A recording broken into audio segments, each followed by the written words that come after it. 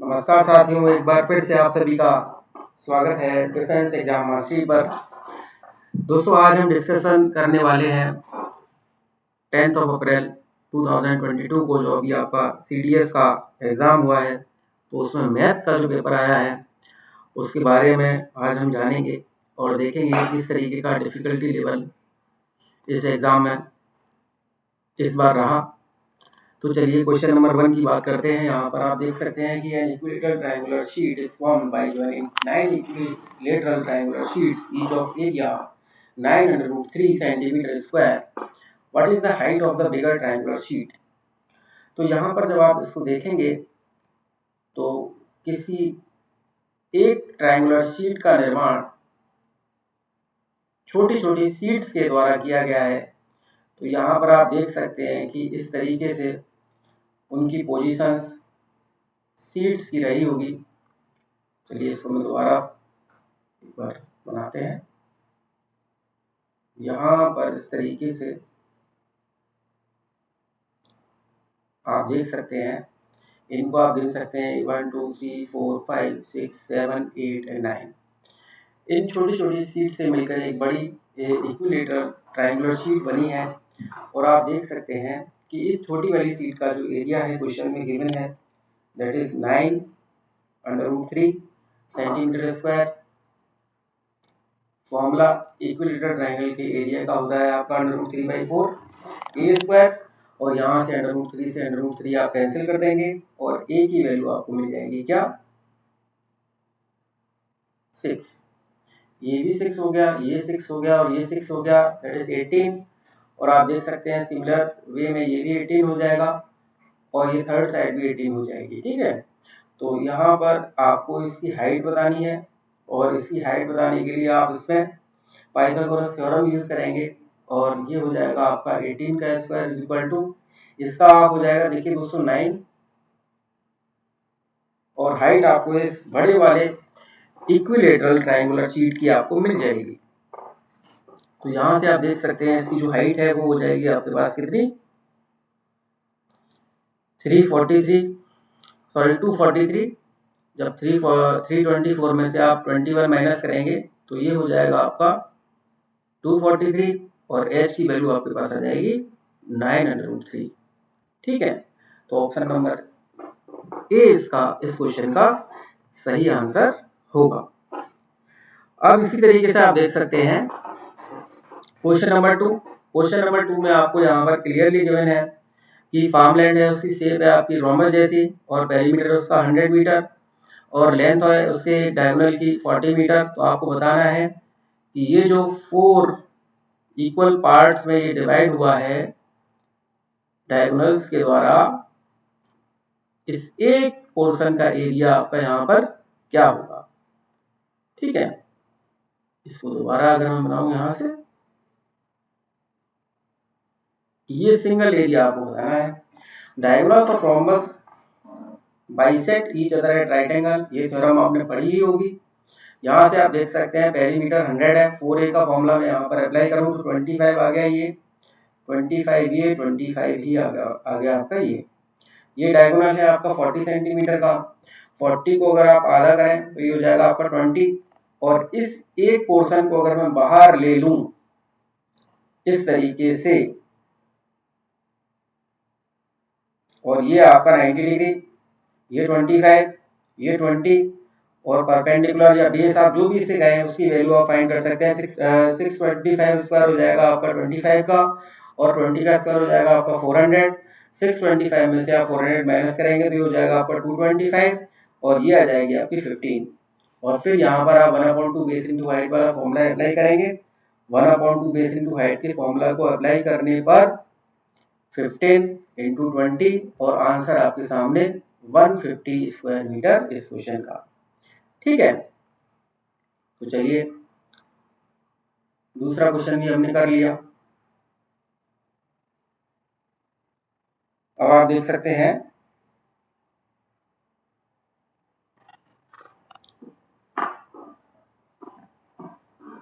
बाकी दो क्वेश्चंस भी आप इसी तरीके से वाले कर सकते हैं। अब यहाँ पर आप देख रहे हैं कि क्वेश्चन नंबर 5 है। क्वेश्चन नंबर 5 में आप देखिए ये भी बहुत इजी क्वेश्चन है दोस्तों, पेरीमीटर एरिया से ही बहुत सारे क्वेश्चन एक बार एग्जाम में आए हैं। चलिए पहले मैं यहाँ पर इसको रफ कर देता हूँ।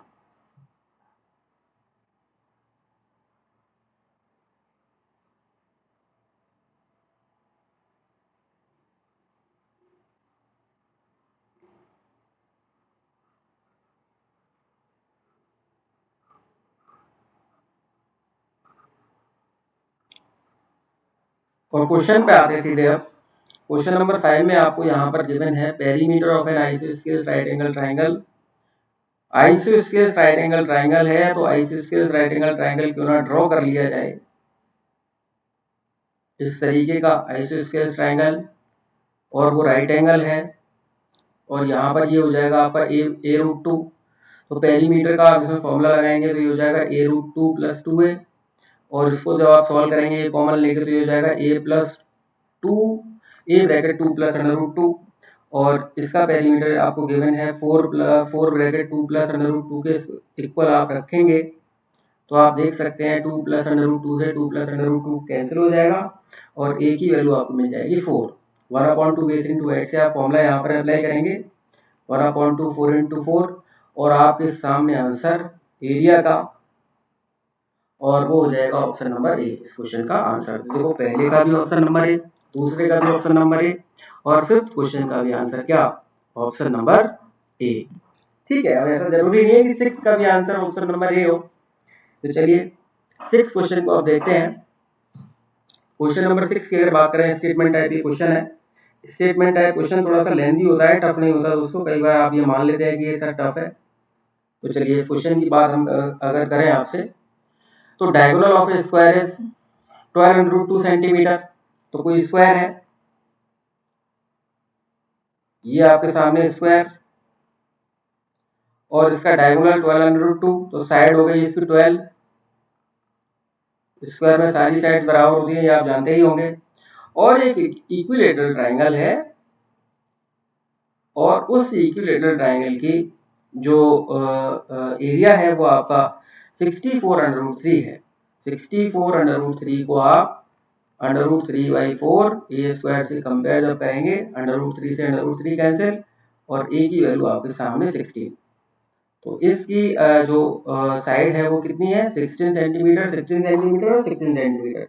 अब स्टेटमेंट 1 क्या कह रहा है, स्टेटमेंट 1 ये कह रहा है कि दोनों का पेरीमीटर सेम है। इसका पेरीमीटर देखो 48 आ गया, सभी साइड्स को ऐड कर दिया, इसकी सभी साइड्स को ऐड करने पर भी क्या आ रहा है 48। Statement 1 is correct. स्टेटमेंट 2 के बारे में चलिए चेक करते हैं। स्टेटमेंट 2 क्या कह रहा है, स्टेटमेंट 2 कह रहा है आपका 4 टाइम्स द एरिया। चलिए इसको रफ कर देता हूं पहले, फिर स्टेटमेंट 2 आपको समझाते हैं।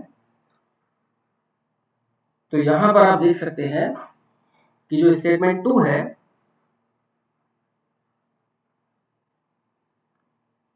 स्टेटमेंट 2 देखते चलिए, 4 times the area of the square.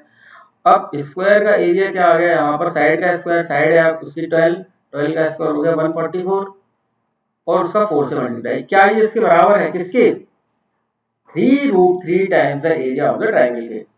Triangle का एरिया कितना आया है, ट्राइंगल का जो एरिया आया है आपको गिवन है वो है 64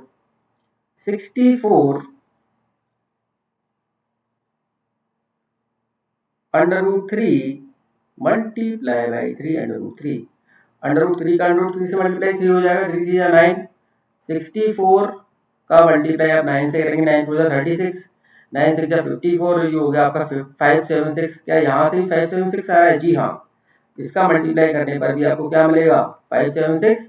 स्टेटमेंट 2 भी क्या हो गया दोस्तों, सही हो गया। ऑप्शन नंबर सी इसका क्या हो गया, आंसर हो गया। ठीक है, तो आपने देखा ज्योमेट्री से ऐसे क्वेश्चन आए हैं जिनमें आप बस कॉमन सेंस और फॉर्मूले याद हो तो आप उन्हें इजीली कर पा रहे होंगे, है ना। देखिए एक और क्वेश्चन है एनसीईआरटी से, क्वेश्चन नंबर 8 के बारे में अगर बात करें तो यहाँ पर आप देख सकते हैं, let D F be the mid points of the sides A B C C A B respectively. चलिए कोई ट्राइंगल है,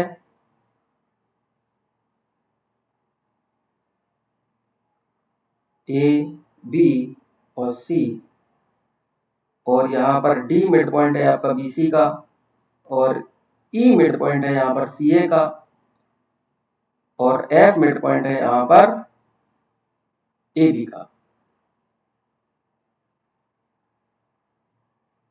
तो यहाँ पर आपको ये बताना है कि ट्राइंगल डीईएफ जो है वो किसके कॉन्ग्रुएंट होगा।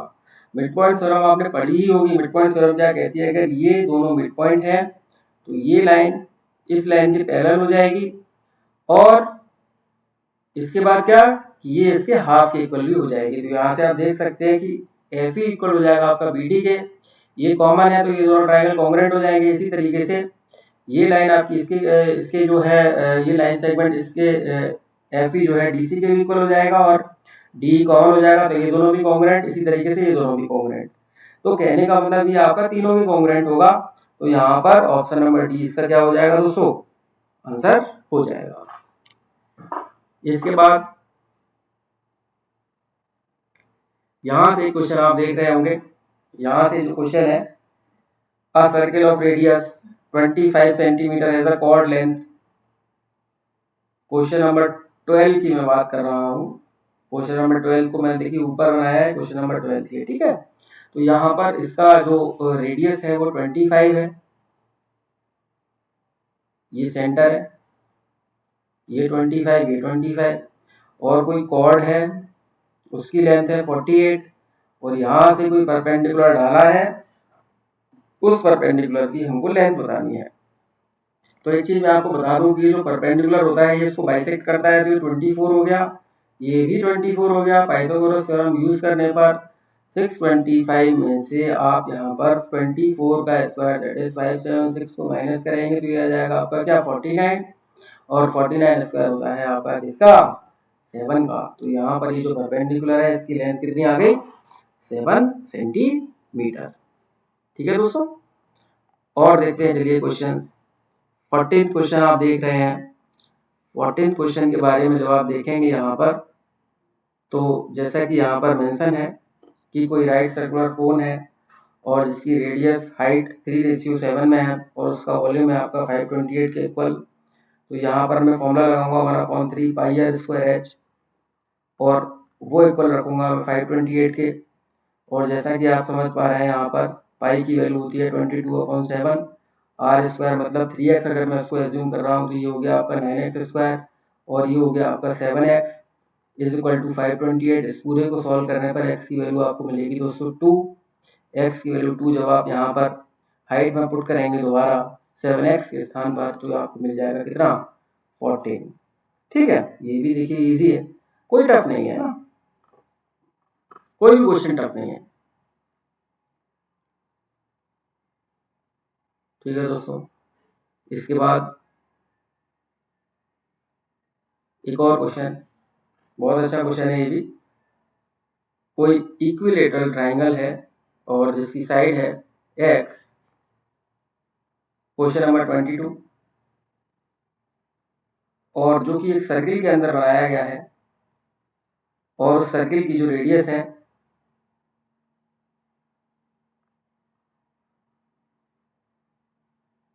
उस सर्किल की जो रेडियस है दोस्तों वो है y, और इस तरीके से आप कह सकते हैं कि ये रहा आपका इक्विलेटरल ट्राइंगल। ये यहाँ पर देखिए टच मानिए आप इसको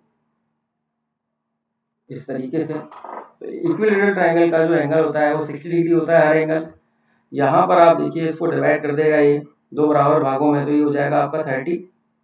ठीक है, और अब आपको यहाँ पर ये बताना है कि y और x के बीच में रिलेशन क्या है। यहाँ से मैं परपेंडिकुलर ड्रॉ करूँ और इसकी अगर नेमिंग कर दूँ ए एम बी, तो ए एम की वैल्यू कितनी आ जाएगी, ए एम की वैल्यू आ जाएगी दोस्तों y cos 30। y cos 30 की वैल्यू कितनी, cos 30 की वैल्यू हो गई आपकी क्या, √3/2। ठीक है, अब ट्वाइस ऑफ एम हो जाएगा आपका क्या x, क्योंकि ये कॉर्ड की पूरी लेंथ है। x इज इक्वल टू हो जाएगा 2 का मल्टीप्लाई जब आप इसमें करेंगे तो ये हो जाएगा √3y। ठीक है, तो यहाँ से रिलेशन आपके सामने है x is equal to √3y। ठीक है, देखिए यहाँ पर इस स्टूडेंट ने, मुझे लगता है ये क्वेश्चन गलत किया है। खैर सही आंसर आपके सामने है। एक और क्वेश्चन, बहुत अच्छा क्वेश्चन है ये भी, क्वेश्चन नंबर 29। थोड़ा सा मैं ऊपर कर लेता हूं ताकि फ्रेम में रहे। अब वॉल्यूम का फॉर्मूला होता है क्या, एरिया इंटू हाइट या एरिया इंटू लेंथ।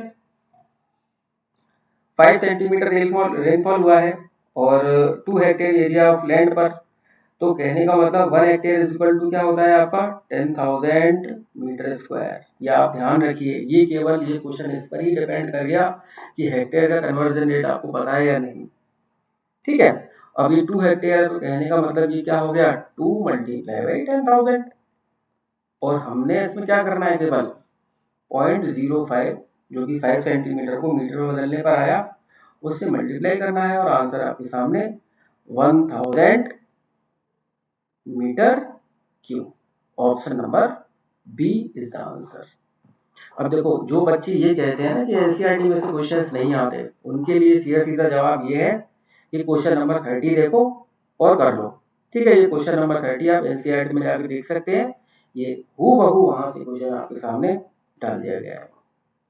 तो इसका आंसर आप मुझे कमेंट सेक्शन में बताएंगे जो भी इस वीडियो को देखेंगे। क्वेश्चन नंबर 31 बहुत ही अच्छा क्वेश्चन, ये मुश्किल होगा इस बार सीरियस के एग्जाम में ट्रिग्नोमेट्री से जो आया। तो यहाँ पर देखिए क्वेश्चन बड़ा मजेदार है। Sine B plus C minus A is equal to cos C plus A minus B is equal to tan A plus B minus C is equal to 1। तो यहाँ पर आपको बताना है A plus B plus C की value क्या होगी। तो आपको ये करना है कि इस साइन को पहले 1 से कंपेयर करेंगे, फिर कॉस को फिर 1 से कंपेयर करेंगे, फिर टेन को फिर 1 से कंपेयर करेंगे। तो साइन को जब 1 से करेंगे कंपेयर, तो साइन में 1 जो वैल्यू होती है वो किसकी होती है, कौन से एंगल के लिए होती है, 90 डिग्री के लिए। I mean to say that यहाँ पर क्या है B plus C minus A जो है आपका वो किसके इक्वल हो जाएगा, वो आपका इक्वल हो जाएगा 90 डिग्री के। सिमिलरली सी प्लस ए, अब कॉस में किसके इक्वल होती है 1 की वैल्यू, कौन से एंगल के लिए। तो जिनको एंगल की वैल्यू ज्यादा होंगी वो इसको इजीली कर पाएंगे। 0 डिग्री के लिए cos 0 की वैल्यू 1 होती है। इसी तरीके से tan में क्या होता है 45 के लिए होती है वैल्यू 1।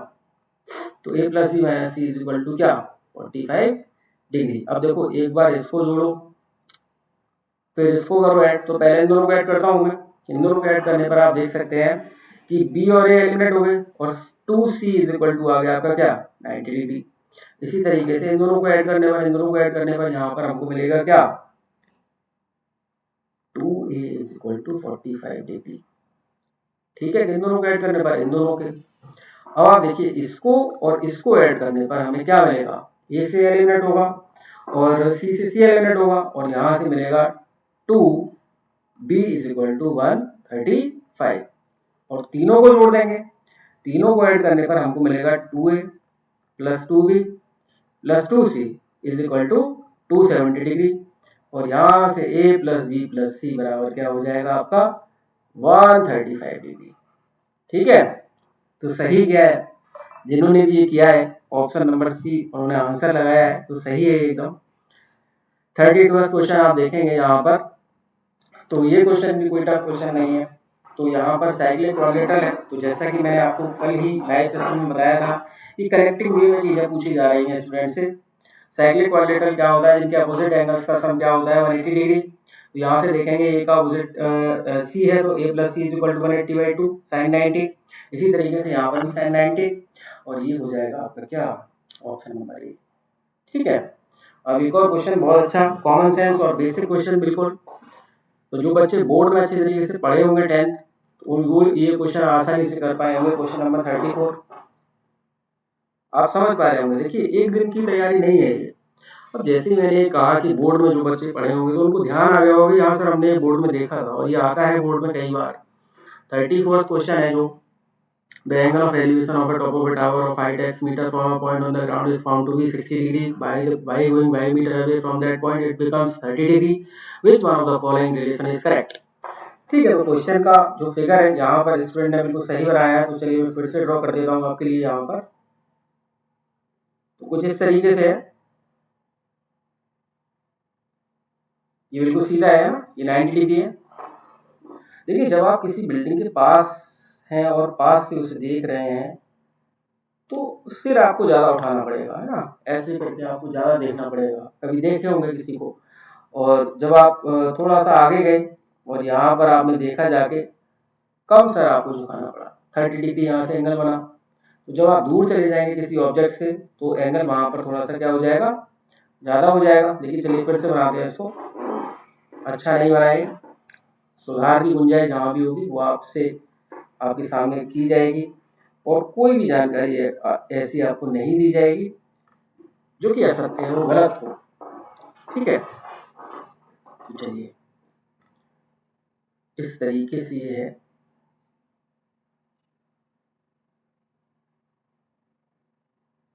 और यहाँ पर मान लीजिए ये 60 डिग्री है पहले, और कुछ दूरी, कितनी दूरी, y चलने पर, y मीटर आगे जाने पर यहाँ पर एंगल ऑफ एलिवेशन हो गया क्या, 30 डिग्री। और ये x मीटर हाइट का कोई टावर है, तो मान लेते हैं चलिए ये क्या है, z है। तो पहले आप क्या करेंगे, चलिए नेमिंग कर दीजिए इसकी a b c और d। ट्राइंगल ABC में जब मैं यहाँ पर ट्रिग्नोमेट्री के कंसेप्ट लगाऊंगा तो tan 60 बराबर यहाँ पर हो जाएगा क्या, x अपॉन जेड। ठीक है, और z इज इक्वल टू हो जाएगा यहाँ पर x बाई रूट 3, क्योंकि tan 60 की वैल्यू होती है रूट 3। ठीक है, अब ट्राइंगल एबीडी में ट्रिग्नोमेट्री के कंसेप्ट लगाएंगे तो यहाँ पर tan 30 यहाँ पर भाइयों क्या हो जाएगा, x upon Y plus Z. अब यहाँ पर आप देख सकते हैं कि z की वैल्यू में x बाई रूट 3 जब पुट करूंगा और एलसीएम लूंगा, और एलसीएम लेने पर इस पूरे को सॉल्व करने पर आ जाएगा ये under root 3x upon Y under root 3y plus x, और किसके इक्वल ये 1 अपॉन अंडर रूट 3, क्योंकि tan 30 की वैल्यू कितनी, 1 अपॉन अंडर रूट 3। जब आप इसको सॉल्व करेंगे तो ये हो जाएगा आपका क्या, under root 3y is equal to 2x। ठीक है, तो ये बिल्कुल सही किया है इन्होंने भी, और यहाँ पर इसका आंसर है आपका ऑप्शन नंबर सी 34 का। ठीक है, इसके बाद देखते हैं और कोई क्वेश्चन। देखिए ये भी बहुत अच्छा क्वेश्चन है, क्वेश्चन नंबर 38। क्वेश्चन नंबर 38 जब आप देखेंगे यहाँ पर, what is the length of the chord of a unit circle which subtend an angle 2 theta at the centre where theta is less than 45 degree. तो यहाँ पर आप देख सकते हैं कि कोई यूनिट सर्किल है और कोई कॉर्ड है 2 थीटा एंगल को बना रही है सेंटर पर।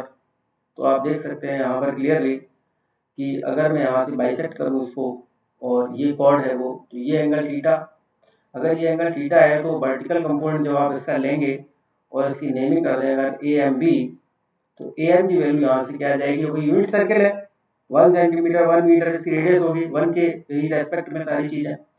तो यहाँ पर आप देख सकते हैं ए एम जो आ जाएगा इसका क्या आ जाएगा, sine theta, a m sine theta आ गया। एम बी भी क्या आ जाएगा दोस्तों, वो भी साइन थीटा आ जाएगा, और आंसर आपके सामने क्या, 2 साइन थीटा।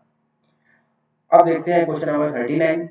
क्वेश्चन नंबर 39 के बारे में जब जिक्र करेंगे तो यहाँ पर आप देख सकते हैं कि tan square theta plus 3 sec theta minus 9 is equal to 0 है। तो एक आइडेंटिटी यहाँ पर है, tan स्क्वायर थीटा को आप रिप्लेस करेंगे sec स्क्वायर थीटा माइनस 1 से, plus 3 sec theta minus 9 is equal to 0 question वाला।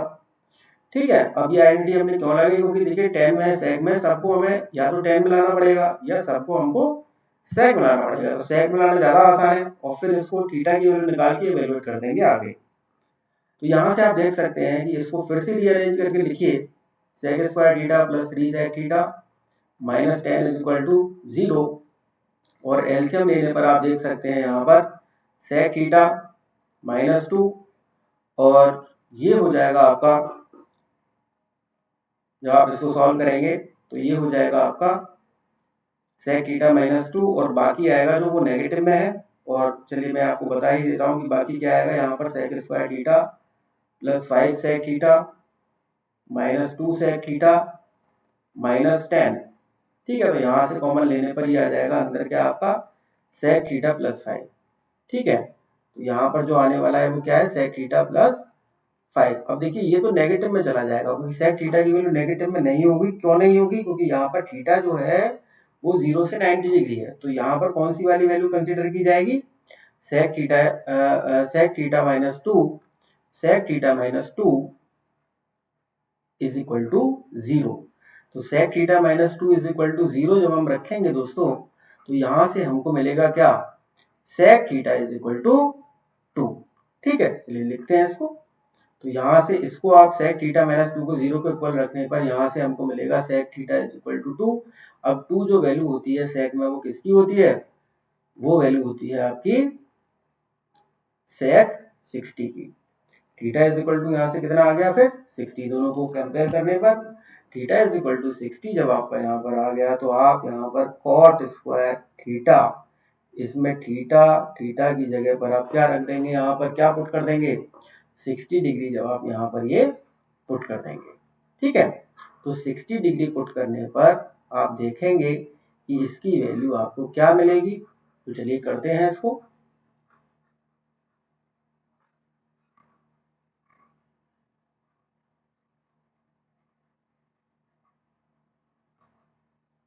ओके, कॉट 60 की वैल्यू वही जो tan 30 की वैल्यू क्या, 1/√3 और स्क्वायर लगा हुआ है तो ये हो गया 12/3। cos 60 की वैल्यू कितनी, 2/√3। ठीक है, तो यहां से आपने देखा कि ये आ गया आपका 4 प्लस cosec 60 की वैल्यू आपके पास कितनी आ गई, 2/√3। और √3 से ये 3 आपका कितने टाइम्स कैंसिल हो गया, √3 बार। 4 प्लस 2/√3। देखो यहाँ से तो कोई ऑप्शन मैच कर नहीं रहा, तो पहले वाले को एक्सपेंड करते हैं। तो पहले वाले को एक्सपेंड करने पर आप देख सकते हैं प्लस बी के होल स्क्वायर, तो ये आ गया 3 प्लस 1 2/√3।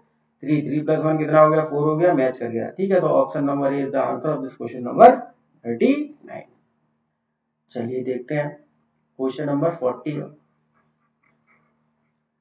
चलिए इसको बाद में करेंगे, पहले 40 क्वेश्चन देखते हैं। क्वेश्चन नंबर 40 में क्या है, इसमें भी देखो आपको इवेल्युएट करना है और बहुत इजी ये क्वेश्चन है। तो हम यहाँ पर क्या करेंगे, इसको यहाँ पर साइड में लिखते हैं और करते हैं सॉल्व।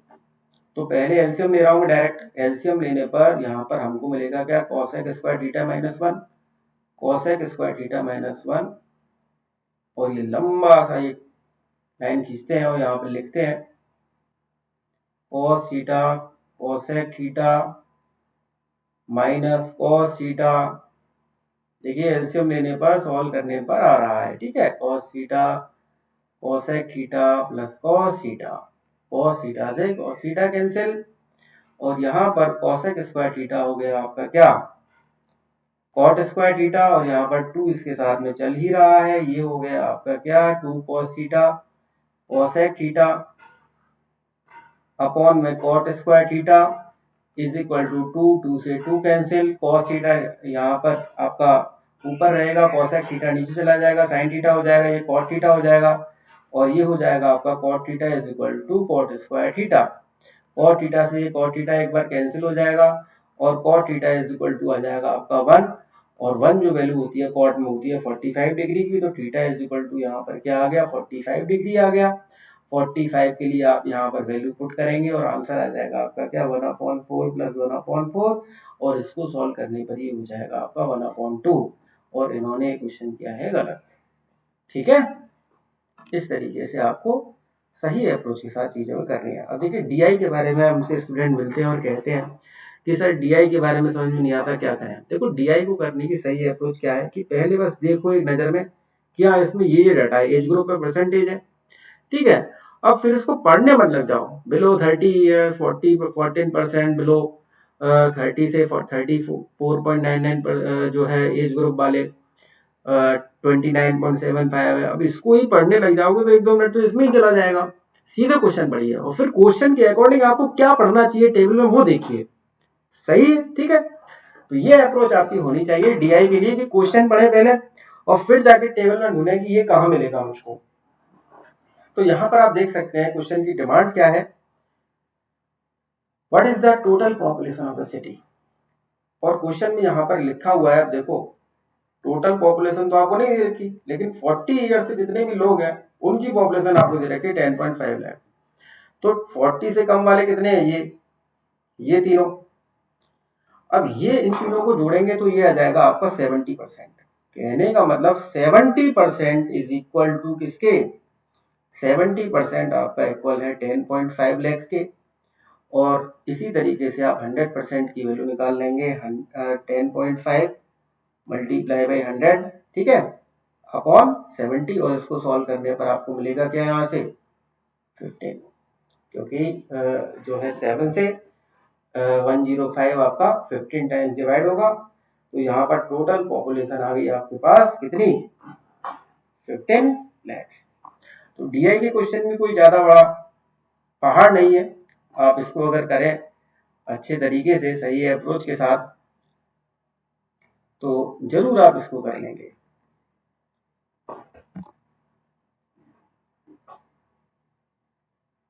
देखिए एक और क्वेश्चन यहाँ पर बड़ा इंपॉर्टेंट हमको लग रहा है। अब इंटीरियर एंगल और एक्सटीरियर एंगल, और इम्पोर्टेंट तो है ही क्योंकि एग्जाम में आया है, लेकिन बाकी एग्जाम में ना आ जाए और आपके बिना तैयारी के आप पहुंचे वहां पर तो काफी नुकसान आपको होगा। इंटीरियर एंगल का फॉर्मूला होता है दोस्तों क्या, n-2 180/n, और एक्सटीरियर एंगल का फॉर्मूला होता है आपका क्या, 360 डिग्री बाई n। अब रेशियो पूछा है, तो रेशियो पूछा है तो नीचे ले आओ इसको, किसके, इंटीरियर के। 2 टाइम्स कैंसिल हुआ, 2 से ये n से n कैंसिल हुआ, और आंसर आपके सामने n/2/n-2/2। इजी है,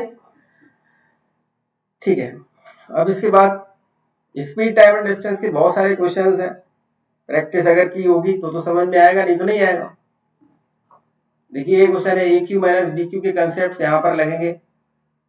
अब ये 0.8 का क्या है, 0.8 का नहीं 0.4 का है ना, 0.4 मल्टीप्लाई बाई 0.4 मल्टीप्लाई बाई 0.4, 5.4 का होल क्यूब, और यहाँ पर माइनस 0.4 का होल क्यूब है ना। और फिर यहाँ पर आप इसको a cube minus b cube का जो फॉर्मूला होता है, a minus b bracket a square plus b square plus c b, minus c b नहीं क्या, प्लस सी बी, उसको लगाएंगे तो यहाँ पर आप इसका आंसर फाइंड इजीली कर पाएंगे। इसका आंसर आप मुझे कमेंट सेक्शन में बताएंगे, क्योंकि ये हमने तो अपने स्टूडेंट्स को बहुत बार करवाया है। अब देखिए एक दो क्वेश्चंस मुझे ऐसे इसमें दिख रहे हैं कि जिन्हें आपको लगेगा, जो कि कठिन नहीं है, लेकिन अगर आपको लग रहा है तो 5-6 क्वेश्चन आप ऐसे मान सकते हैं पेपर में जो टफ है, नहीं तो ऐसा कोई क्वेश्चन नहीं है जो आप ना कर पाए, और कुछ भी आउट ऑफ सिलेबस नहीं है, ठीक है।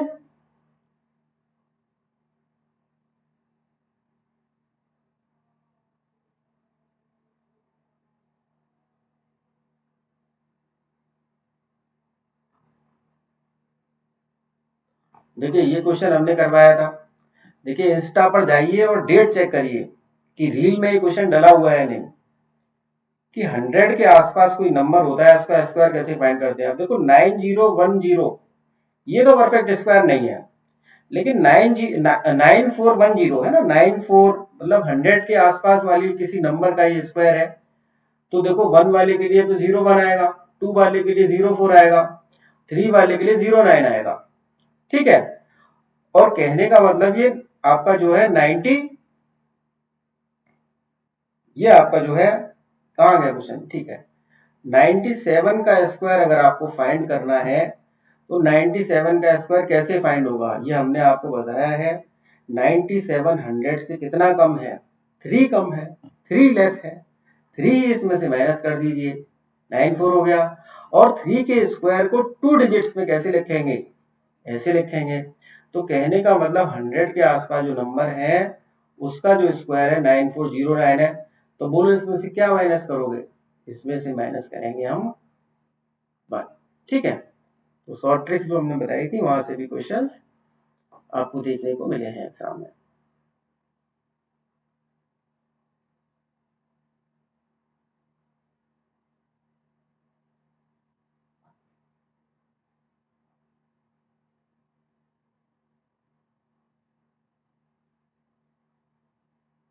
चलिए एक आखिरी क्वेश्चन आपको बताते हैं। देखिए इसका डिटेल्ड एनालिसिस और डिटेल्ड जो है पूरा सॉल्यूशन आपको हमारे application defence exam mastery play store पर मिलेगा। और आप हमारे चैनल डिफेंस एग्जाम मास्टरी वो भी फॉलो कर सकते हैं और बैच भी ज्वाइन कर सकते हैं, जहाँ पर आपको ऑन कॉल मेंटोर की सुविधा उपलब्ध कराई जाएगी। अब जैसे देखो 98 नंबर का क्वेश्चन है। अब ये क्वेश्चन देखिए यूपीएससी का एग्जाम है तो थोड़ा सा ये बिल्कुल नया आपको लग रहा है ना। तो यहाँ पर आप देखिए क्वेश्चन इजी है, लेकिन प्रैक्टिस जिसका कॉमन सेंस अच्छा रहा होगा वही इस क्वेश्चन को कर पाया होगा। तो यहाँ पर आप क्लियरली देख रहे हैं 98th क्वेश्चन में यहाँ पर कि एक मिनट रुकिए जरा, थोड़ा सा स्पेस का इश्यू। चलिए यही इसको बताते हैं। ax square plus b x plus c. अब इसके जो जीरोज है वो आपका सी रेशियो 1 में है, तो पहले वाले जीरो को मान लेंगे सी एक्स और दूसरे वाले को मान लेंगे एक्स। अब सम ऑफ द जीरोस का formula c x plus x is equal to minus b upon a. आप सभी समझ ही रहे होंगे। प्रोडक्ट ऑफ द जीरोस का formula c x multiply by x that is c upon a. ये हो गया आपका क्या, c x square is equal to c upon a. C से सी कैंसिल हो गया, एक्स स्क्वायर की वैल्यू आपके पास आ गई क्या, 1 अपॉन ए। ठीक है, तो यहां से आप देखिए कि यहां से इस कंडीशन को अगर मैं देखूं यहाँ पर ऑप्शन से मैच कराने के लिए, तो यहाँ पर अगर मैं सी यहाँ से c प्लस 1 इसके अंदर रखूं और x कॉमन ले लूं और इसकी वैल्यू आ जाएगी माइनस बी अपॉन ए। अब देखो ऐसा तो कोई ऑप्शन यहाँ पर है नहीं, सारे स्क्वायर में है, तो उसका दोनों तरफ स्क्वायर कर दो। दोनों तरफ स्क्वायर करने पर c प्लस 1 का होल स्क्वायर हो जाएगा यहाँ पर, और ये हो जाएगा एक्स स्क्वायर और ये हो जाएगा आपका बी स्क्वायर अपॉन ए स्क्वायर। एक्स स्क्वायर की वैल्यू यहाँ पर क्या आई है, 1 अपॉन ए। एक्स स्क्वायर की वैल्यू 1 अपॉन ए जब यहाँ पर रखेंगे तो ए से ए कैंसिल हो जाएगा यहाँ पर ये एक। तो कहने का मतलब ये आ जाएगा आपका b square is equal to a 1 plus c का होल स्क्वायर, मतलब option number a is the answer of this question. ठीक है दोस्तों, तो आज की इस वीडियो में इतना ही। आई होप आपको एक ओवरऑल व्यू मिला होगा कि किस तरीके का पेपर सीडीएस मैथ्स का इस बार आया है। ठीक है दोस्तों, और भी मजेदार वीडियोस के लिए आप हमारे चैनल को फॉलो करिए, लाइक करिए, सब्सक्राइब करिए, शेयर करिए। Thank you, Jai Hind, see you in the inform soon guys.